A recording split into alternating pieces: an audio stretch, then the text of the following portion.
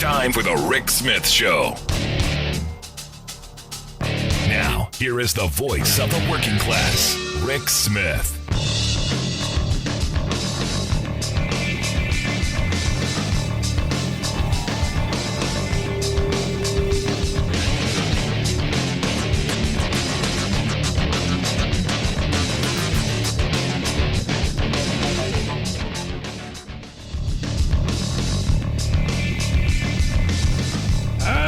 Welcome, brothers, sisters, working class heroes. This is the Rick Smith Show. Thanks so much for being here. Today on the big program, lots to get to, lots to talk about. Evidently, we have hit $33 trillion in debt. At least that's what every right-wing conservative group in the country emailing me saying, send us money so we can stop spending money. It was kind of funny. I had to laugh. I got to tell you, I had to give it a chuckle. You know, when they're saying, hey, we're spending too much money. Send us some money. The country's broke. You owe all this money. Send us money. It's really kind of twisted, bizarre, but it's where we are.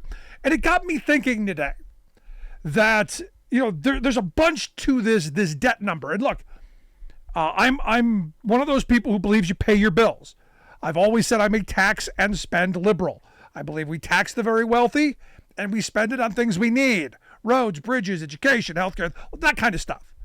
And we are doing just the opposite of what we should be doing on this front. So I sat down today and I was thinking about, you know, how did we get in my lifetime, in the years that I have had a job, how did we go from less than $1 trillion in debt to 33 trillion? How did we do this? How did we get here? Because, you know, if you listen to any of those economic gurus, when you find yourself in debt, you got to figure out what the driver was. You got to figure out what it was. How'd you get here? How did you get here?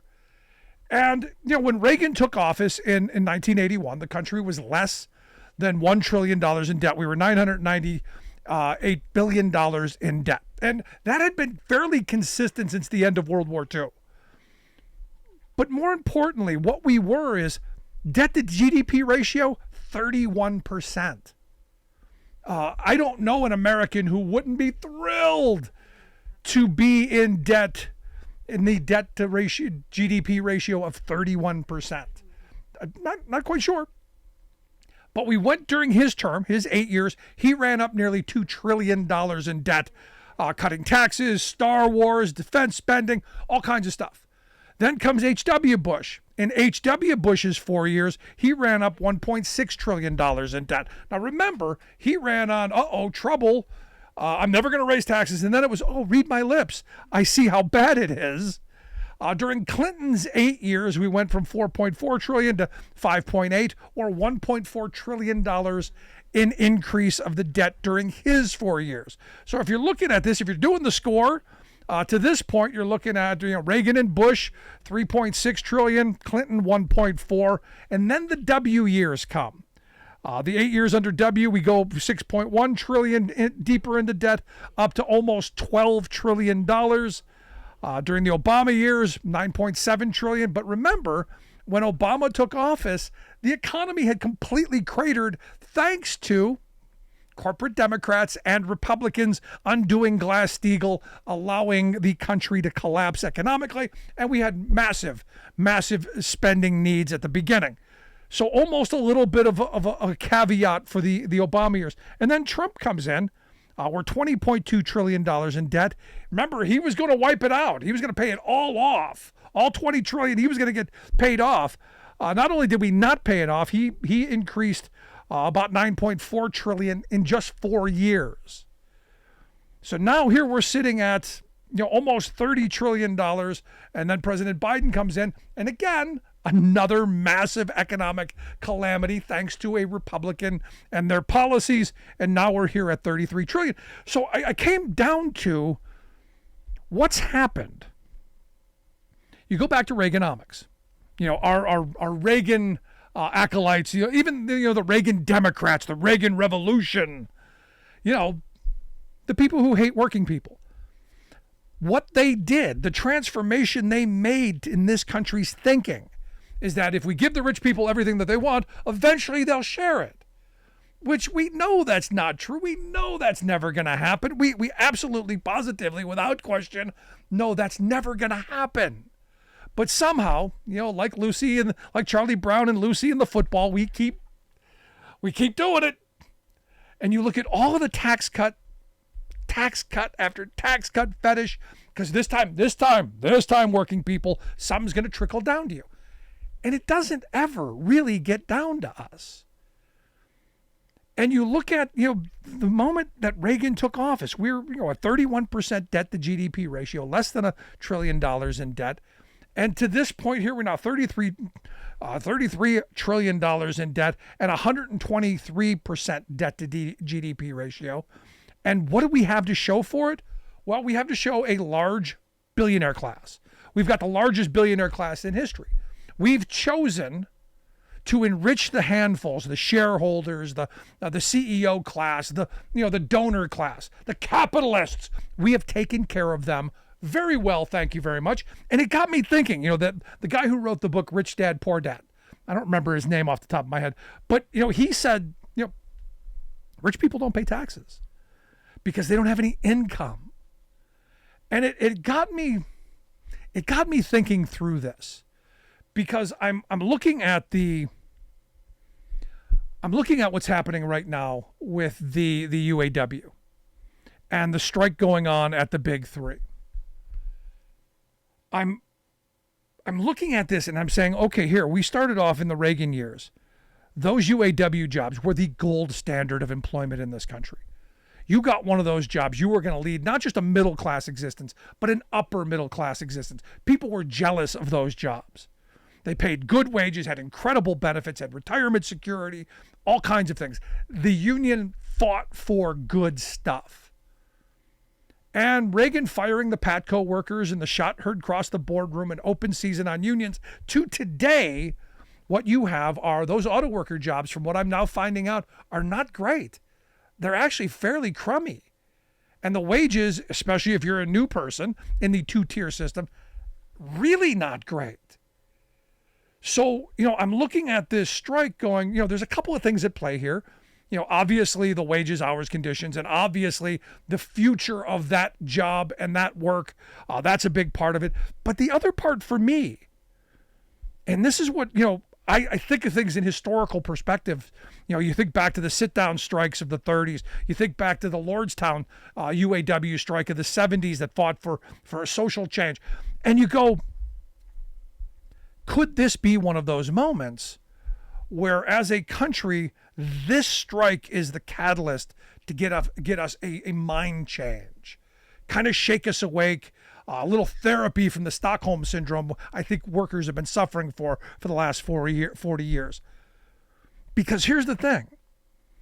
What they're saying is, look, the CEO class, the people making $22, $25, $29 million a year, these are the people telling us, sorry, we can't give you a raise up to $22 an hour. Just can't do it. People who their salary for 1 year is more than these people will make in a lifetime are saying, sorry, we just can't do that. We can't give you raises because we would have to, share. Now understand, over the last 10 years, the big three auto companies have made $250 billion. And where has that profit gone? Well, they've redistributed it through dividends and share to the shareholders, stock buybacks. They announced, the three of them, $5 billion in stock buybacks. This year alone, the first 6 months of this year alone, $21 billion in profit. So the question is, where does all that money go? Well, we know where it goes. It goes to the shareholders. It goes to the CEOs. It goes to the wealthy. Overwhelmingly, it goes up. There's a giant sucking sound, if I could use a Ross Perotism. There's a giant sucking sound, and that's money coming out of your paycheck going into generations yet to be born of the wealth class, their pockets. And right now you've got the UAW saying, look, the Sean Fain, the president, saying, this is this generation's, this is their moment. This is history calling. This is an opportunity to Well, distribute wealth the way it had once been before Ronald Reagan. Because when you stop and you think about it, 1981, the top marginal tax rate in this country for our rich people at the top was 70%. Kennedy had lowered it from 92 down to 70 in the early 60s, and Reagan took it all the way down to 28, which, boom, are you surprised? Surprise, we're going in debt because you don't have the revenue. Now they'll say, no, more revenue came in. And for a short period of time, rich people paid their taxes and then invested in certain things that generated more income. That is true. But over the long haul, what's it done? Well, it starved schools of funding. It starved the government of resources to be able to do the things that it needs to do, like war. I mean, you go back to the Eisenhower years, you go back to the Truman years. We had war and we paid for them. I know we're a war society, but we actually paid for them. Not like now where it's, we'll put it on the credit card. So the question that I have is, when do we get tired of corporate America crying poverty every time workers want their share of the wealth that they create? When do we stop, allowing the Mary Barras of the world to say, hey, we just can't possibly pay you a reasonable wage. I know my 20 some odd $1 million can't do that. And didn't she recently say we need to get the U.S. auto workers in line with the rest of the auto workers in the country? Poverty wages and desperate conditions and no benefits. Yeah. So the question I have is, will we put up with it? How do you see this strike going? I want to hear your thoughts. Email me, rick@thericksmithshow.com. I'm going to take a quick break. Right back after this. Stick around. You're listening to The Rick Smith Show. We're working people. Come to talk.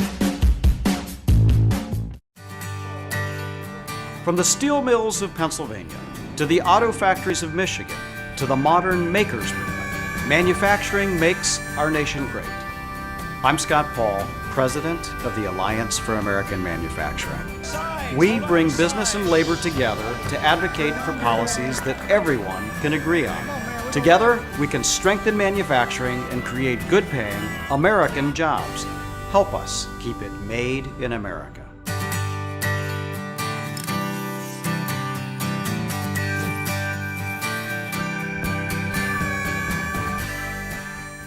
We are AFGE, the American Federation of Government Employees. We represent 700,000 federal and D.C. government workers who are the vital threads of the fabric of American life. We support our nation's military. We take care of our nation's veterans. We protect our nation's borders. We respond to our nation's crises and natural disasters. We provide services to our nation's seniors. The American Federation of Government Employees. We work for America. The good news is America is coming back. More jobs, more building, more of what makes our country great. And more cities and towns, more small businesses and big corporations are choosing the highly skilled, highly trained members of the IBEW to do the work. The International Brotherhood of Electrical Workers is committed to doing the job right, on time, and safely. America is making a big comeback, and the IBEW is proud to do our part. The old factory towns in America's heartland have been taking a beating. Thing is, though, there's a light at the end of the tunnel. After years of politicians talking about it, they finally passed a big new infrastructure package to rebuild roads and bridges, fix drinking water systems, and make the energy grid more secure. We're finally turning things around after 40 years of screwing over working people. But will we keep moving in the right direction? That's our choice as Americans. So the big story today is that the UAW turned down a 21% increase. And look, I don't think they should take anything this early that isn't close to the 40 that they're demanding. Because look, if the CEO class can pocket the 40% for themselves, I think workers earn much more than what they're getting. I don't like to use the word deserve because they earn it. They're the ones. And I love what Sean Fain said. If the shareholders want to keep getting this kind of money, maybe they should learn how to build cars. That's a good way of putting it. Let's go to the phone lines. Got Steve on line one. Steve in Chicago. Steve, how are you? Good, and I wanted to expand on some of the issues that you've already raised. So, one, people shouldn't be under any delusion with regard to what CEOs are actually making. So sometimes we hear numbers 10, 20, $30 million a year.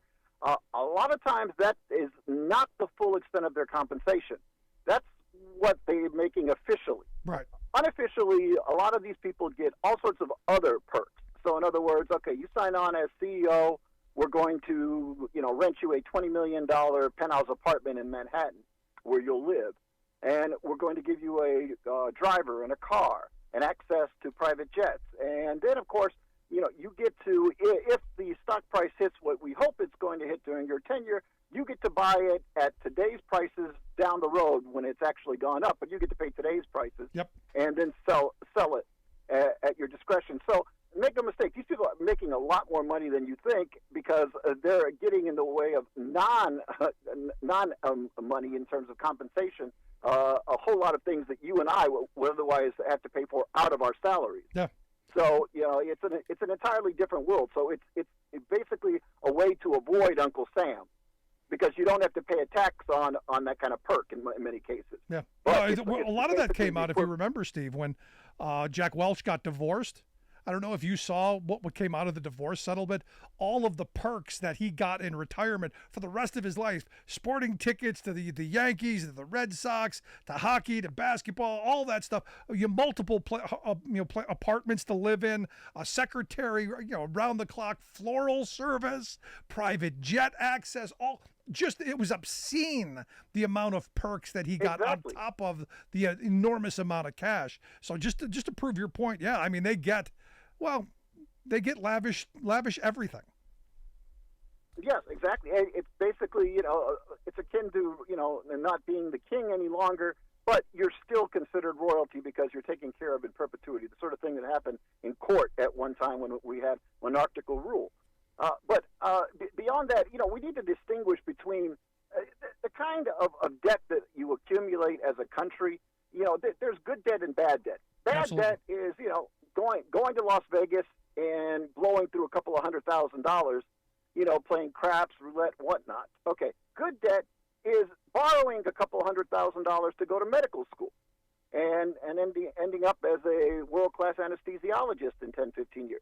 So when we have gone into debt to do things like build infrastructure and invest in education and all sorts of other things, okay, that's good debt because the return on that is exponentially greater than the initial investment. And it's amazing how in the private sector that logic works perfectly well. If you invest in expanding your company, your corporation, research and development, all sorts of things, you're going to have greater market share, greater profits.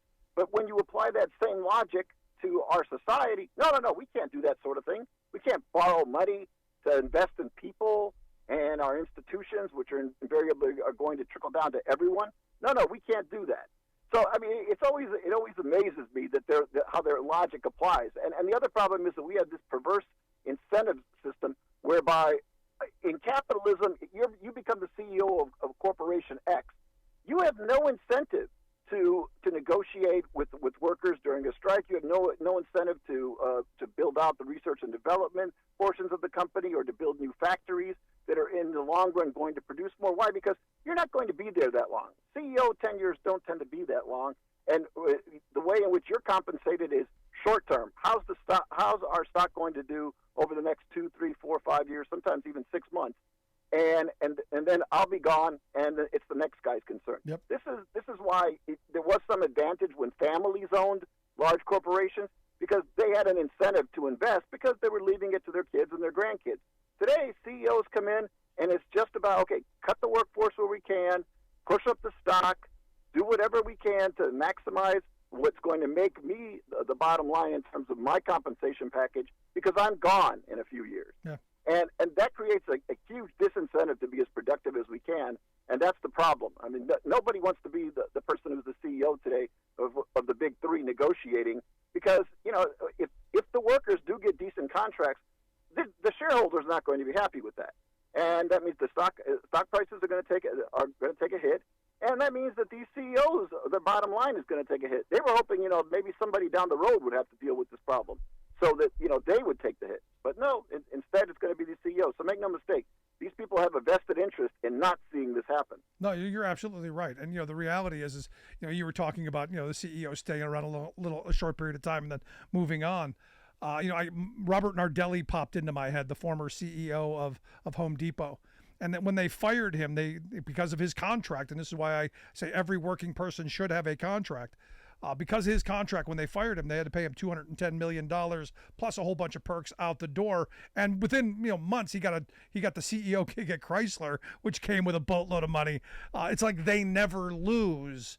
They're never shown the door like working people are, and they're always looking for their next gig to cash in. And you're spot on right on that.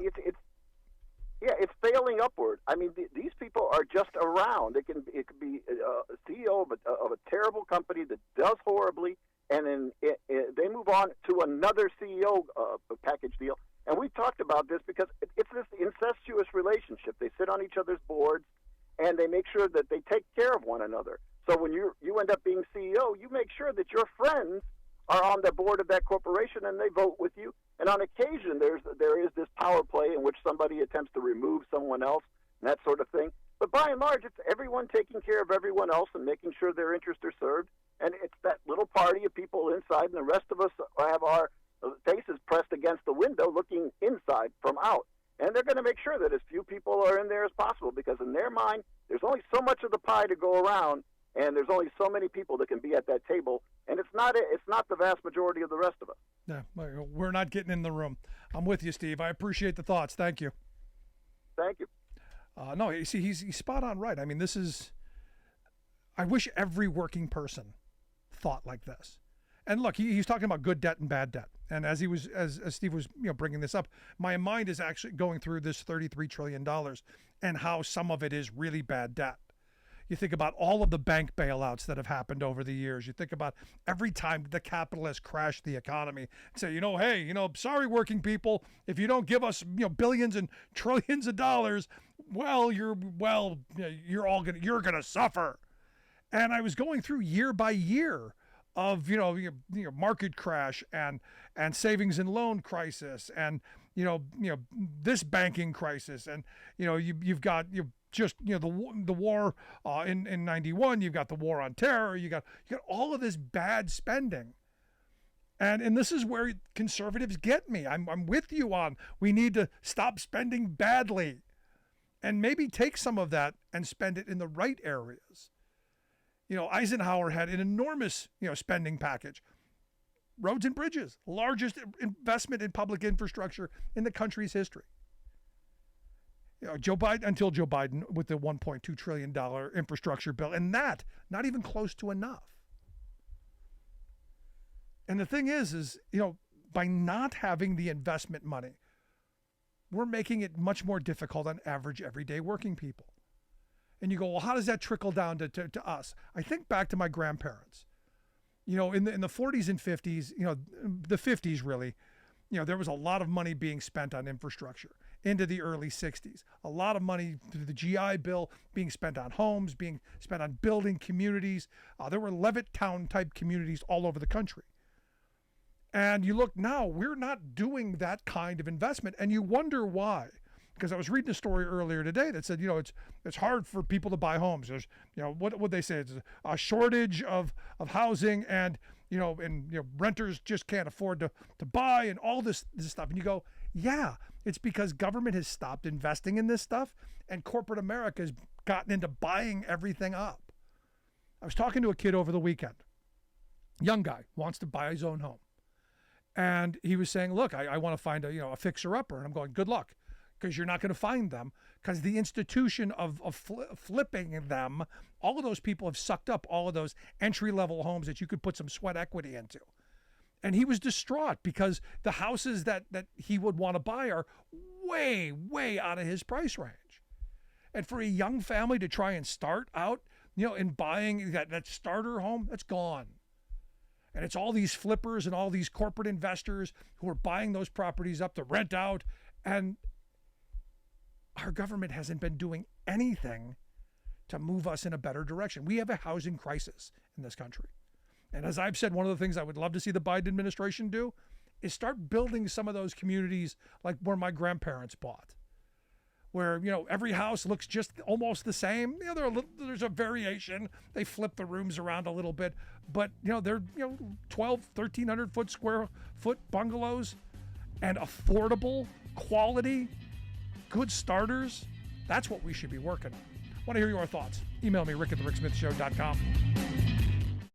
I've been driving buses for 5 years, and my day-to-day routine is I wake up a little earlier than most people. I get on a bus, I go out, I pick up some students and make sure they get to school nice and safe. Here in Fairbanks, Alaska, that can be a challenge because of the winter weather and the icy roads, but I love the job. So the Teamsters are great. They provide us a lot of protections. They've always taken care of their people, made sure that our jobs were secure. We didn't have to worry about whether or not we'd have a job from day to day. And that's amazing because before we'd be working 4, 6, 8 hours a day and only earning minimum wage was real difficult to make a living. And then the Teamsters pushed a lot so we make something we can live off of and not have to have a second job. What absolutely gives me peace of mind, the union membership allows me to focus on this job without having to worry about whether or not my family is going to be taken care of. I'm Andrew Case, and I'm proud to be Teamsters Local 959.